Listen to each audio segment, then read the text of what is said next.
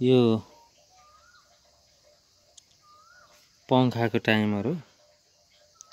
यहाँनिर यसले एक फनको घुम्दाखेरि यो ओरको यो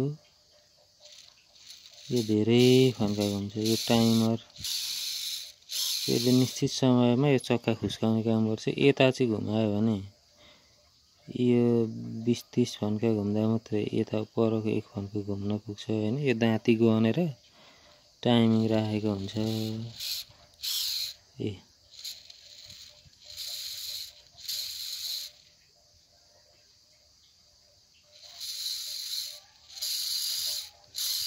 यो अझै सानोमा जानै बाँकी छ। त्यस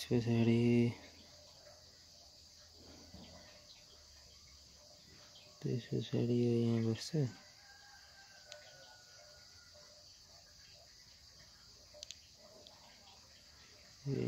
यसको छेउमा चाहिँ यो फ्लाइव्हिल बस्छ यहाँ।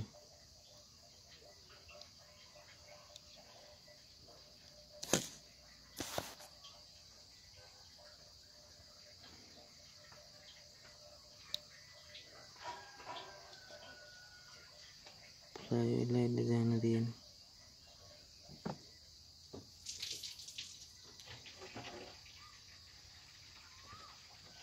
पहिले यहाँनिर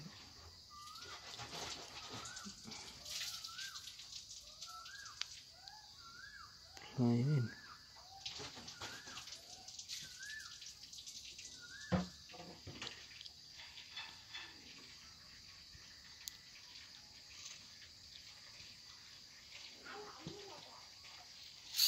आइहाल्छ।